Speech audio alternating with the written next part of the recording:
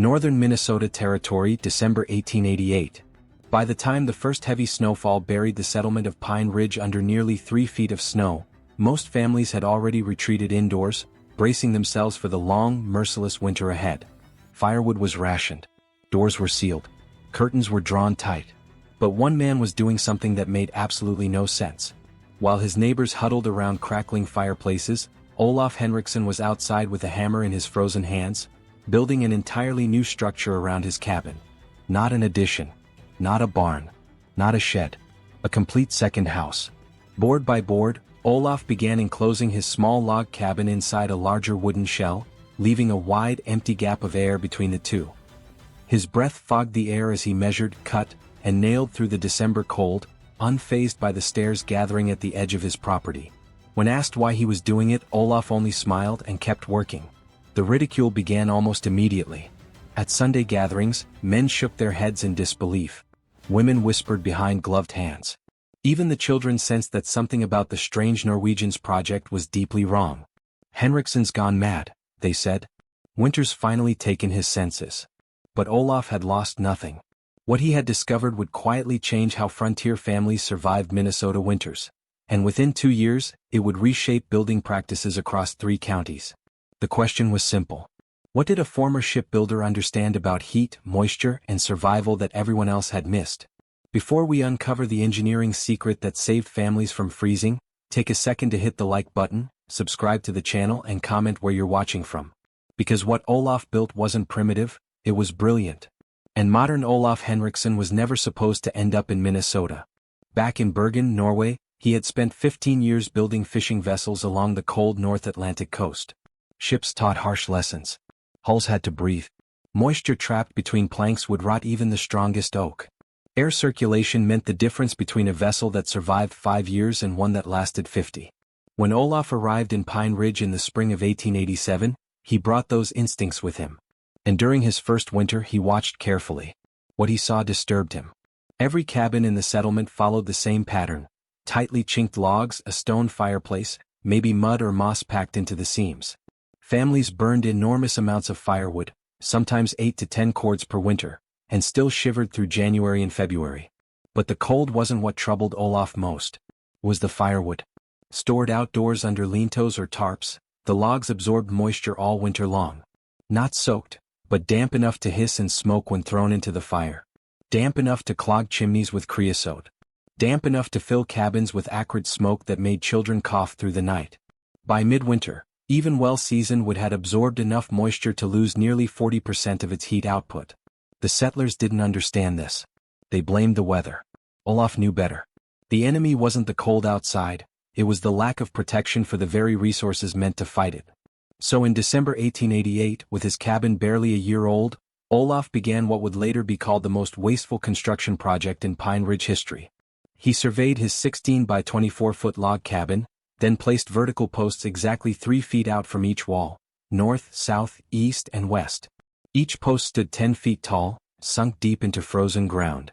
Between them, he nailed horizontal boards, slowly forming what looked like a second, larger cabin completely surrounding the first.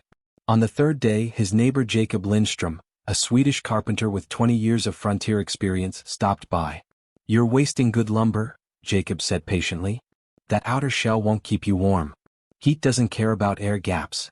You've just doubled the surface you'll lose heat through." Olaf kept nailing. "Perhaps," he replied, "we'll see come January." What Olaf was building had a name in Norway, air gap insulation. But this wasn't just insulation, it was an environmental control system disguised as a simple wooden shell. The 3-foot space served multiple purposes. First, it created a thermal buffer. Cold air had to penetrate the outer wall, cross 3 feet of relatively still air, and only then reach the cabin's log walls. That alone reduced heat loss by nearly 30%. But Olaf went further. He designed deliberate ventilation, small openings near the ground and larger vents near the roofline. This wasn't a mistake, it was essential. Air could move but weather could not. Snow piled against the outer boards without ever touching the cabin. Rain drained harmlessly away. The roof extended 4 feet beyond the walls, shedding moisture far from the foundation. "Water is the enemy of wood," Olaf used to say. "Keep it away and the structure lasts generations." Inside the gap he stacked his firewood, not randomly but methodically. Each log stood upright, bark facing outward, spaced to allow airflow. Protected from snow and rain, the wood dried even during winter. Within 3 weeks, Olaf's firewood felt dry to the touch. His neighbors' wood felt damp, sometimes slick with frost. They laughed. But winter was only just beginning. Engineers are still rediscovering its principles today. The outer shell blocked nearly 90% of wind-driven moisture, while the ventilation prevented condensation from building up inside the walls. Olaf didn't need instruments to feel the difference. His hands told him everything. His wood felt light, dry, ready. His neighbors' logs were heavy with moisture. The physics were simple even if Olaf never spoke in numbers. Firewood below 18% moisture burns cleanly, producing around 7,000 BTUs per pound. Above 25% moisture, the level most Pine Ridge settlers were dealing with, wood burned poorly, releasing barely 4,500 BTUs while producing thick smoke and creosote. Olaf's fuel burned nearly 70% more efficiently. And the cost? 6 extra days of labor. 200 board feet of lumber. Materials that would pay for themselves in a single winter. But none of his neighbors saw that yet. By Christmas of 1888, Pine Ridge had reached a verdict. Henrikson had built the stupidest structure anyone had ever seen. At the holiday gathering, the ridicule became public. Jacob Lindstrom stood before the crowd and did the math. That Norwegian has used 43% more lumber than his cabin required, he announced. Enough wood to build a barn or a smokehouse. Instead he's built air. 3 feet of empty air. Heads nodded. On the frontier, waste was almost sinful. William Hutchkins, a veteran builder who had constructed 17 cabins across the territory, shook his head slowly. I've chinked logs so tight you couldn't slide a knife blade through them. His outer boards are loose. He'll freeze worse than the rest of us. Even the settlement's minister weighed in during a sermon, speaking of stewardship and vanity without ever saying Olaf's name. The pressure fell hardest on Olaf's wife, Ingrid. At quilting circles, conversation stopped when she entered. One afternoon, Jacob's wife spoke what everyone was thinking. Ingrid, my Jacob says it won't keep you warmer. It's just more wall for heat to escape through. Ingrid smiled quietly. We'll see. Winter will tell us. Privately, she had doubts. The structure had cost nearly half their annual income. If Olaf was wrong, they would be ruined, financially and socially. Olaf, however, never wavered. He kept stacking wood, measuring, recording temperatures, tracking humidity, using old dockyard techniques to weigh firewood and check moisture loss over time. His wood kept drying. The proof wouldn't come from explanations. It would come from survival. January 17, 1890, began with an eerie stillness. The wind died. The sky turned pale and strange. Old-timers knew the sign immediately. The storm was coming. They were wrong about one thing. It wasn't just a storm, it was a catastrophe. On January 18th, winds exceeded 60 miles per hour. Temperatures plunged to 37 degrees below 0 Fahrenheit. Snow didn't fall, it exploded sideways. For 3 days, Pine Ridge was cut off from the world. Families fed fires constantly, burning wood at terrifying rates. Water froze minutes after being drawn. Windows iced over until daylight vanished. In the Lindstrom cabin, Jacob fed the fire every 20 minutes, dragging frozen logs through snow tunnels. The wood hissed and steamed. The temperature barely reached 52 degrees. The family slept in coats. In the Hutchkins home it was worse. Greenwood smoldered uselessly. Temperatures dropped below 48 degrees. A child began coughing, deep and relentless. But in Olaf Henrikson's cabin, something different happened. He stepped into the 3-foot air gap. The wind screamed outside, but here the air merely moved. He selected dry, seasoned wood, protected for over a year. Light, clean, perfect. He carried it inside and lit the fire. And for the first time that winter, Pine Ridge would see the difference between fighting the cold and mastering it. The fire caught instantly. Not a hiss. Not a cloud of smoke. Just clean, roaring flame, bright and powerful, the kind only truly dry wood can produce. Heat surged up the chimney, and within minutes the cabin began to warm. By mid-morning, Olaf Henrikson's home reached 68 degrees Fahrenheit. By afternoon, it held steady at 70. The stone hearth Olaf had carefully built absorbed that heat and released it slowly, radiating warmth through the night. Instead of feeding the fire every 20 minutes, he added wood just once every 45.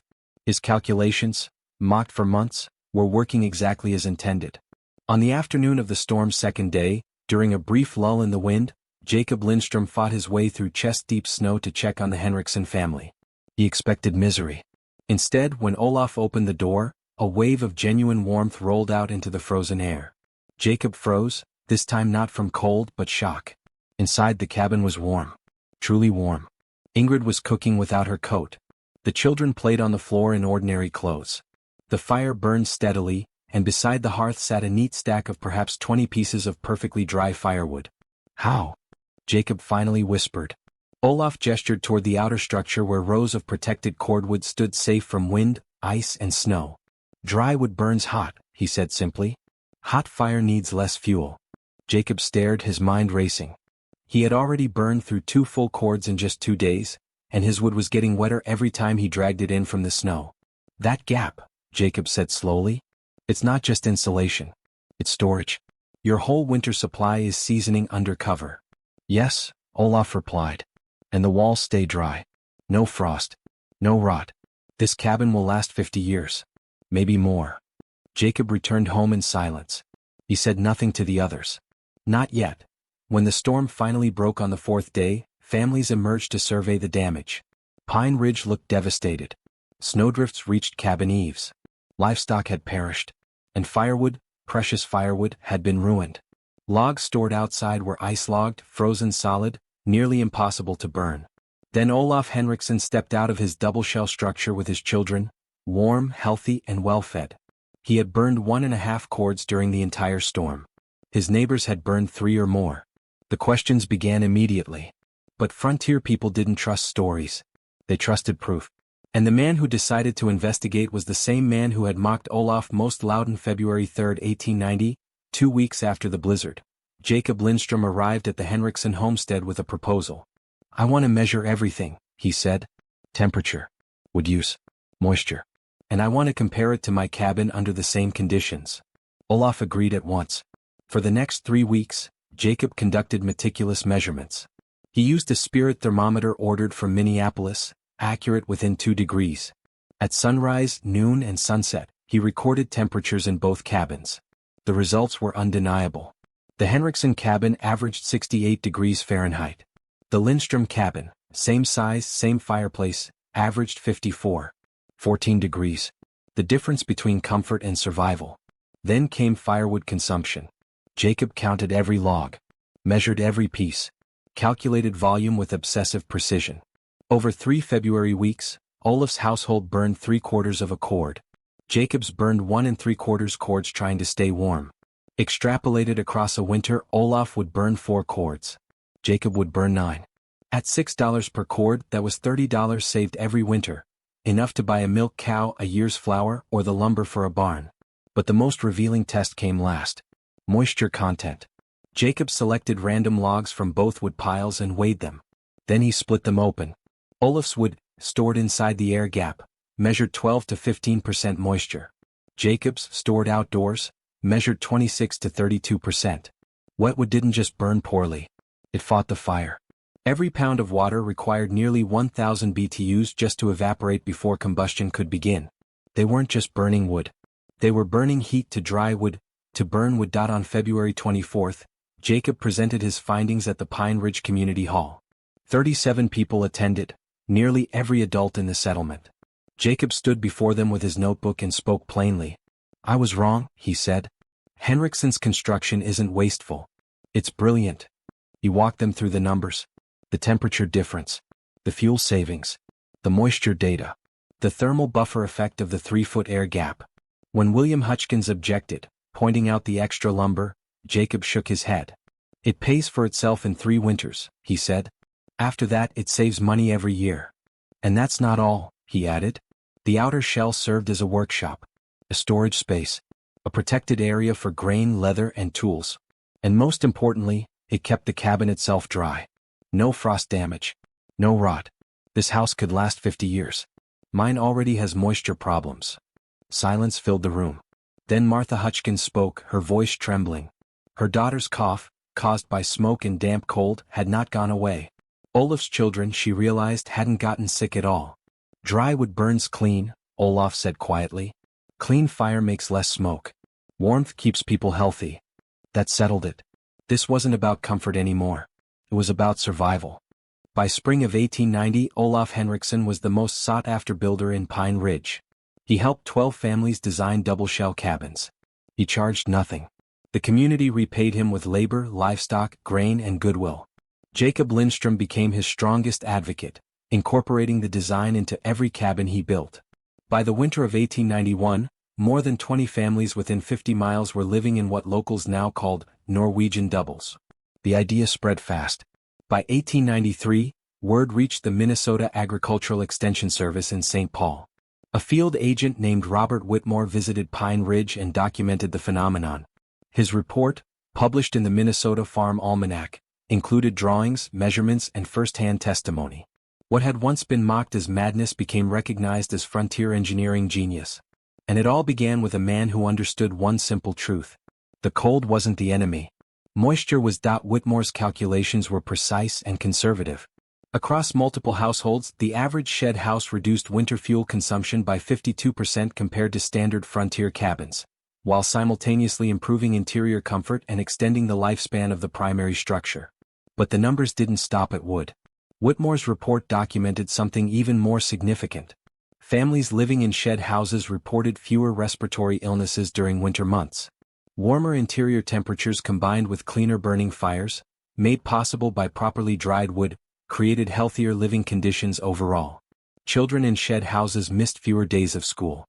Persistent winter coughs were less common. Most striking of all, childhood mortality linked to winter-related illness was measurably lower than in families living in traditional single-wall cabins. The difference wasn't medicine. It was heat, dryness, and clean air. Olaf never claimed otherwise. When asked years later about his design, he simply shrugged.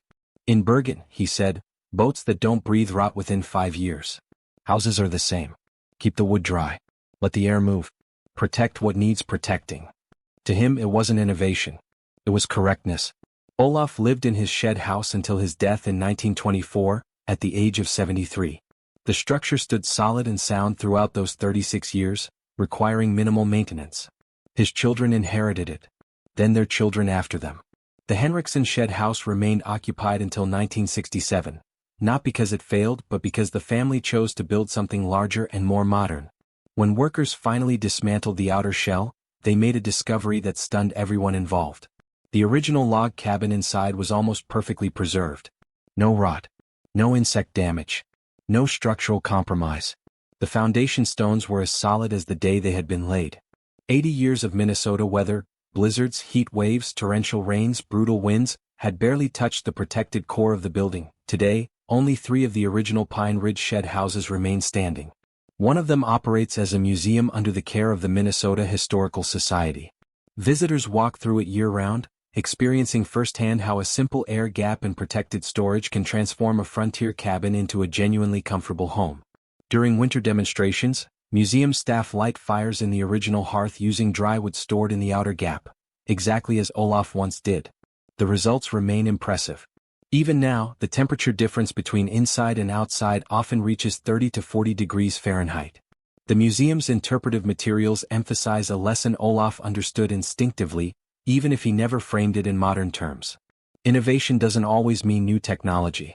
Sometimes it means paying attention to principles that have worked for centuries, and applying them thoughtfully to new challenges. What Olaf Henrikson ultimately proved wasn't that his neighbors were ignorant. He proved something far more uncomfortable. That dismissing unfamiliar ideas without testing them is a mistake every generation repeats. That simple does not mean primitive. That traditional knowledge still has lessons for modern minds, if we're willing to listen. The shed house stands as a monument to a different kind of wisdom. Not the wisdom of complexity but of observation. Not the wisdom of expensive materials, but of understanding how heat, moisture, and air actually behave. Not the wisdom of convention, but of asking whether convention truly works. In February of 1890, when Jacob Lindstrom stood before his neighbors and admitted he had been wrong, he did something rare and brave. He let evidence overrule ego. He let measurement matter more than reputation. He chose truth over pride. That choice, repeated by dozens of families over the years that followed, turned a foolish construction project into a regional building tradition. One that saved fuel, protected health, and sheltered families through some of the harshest winters the Minnesota frontier ever knew. The neighbors stopped laughing. And they started learning.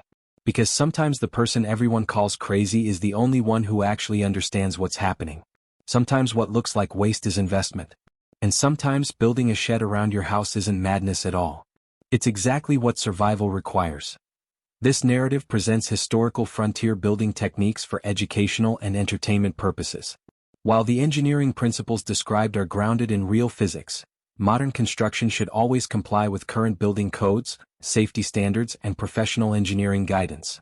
The shed house represents a historical adaptation to specific frontier conditions and should not be replicated without proper consultation and regulatory compliance.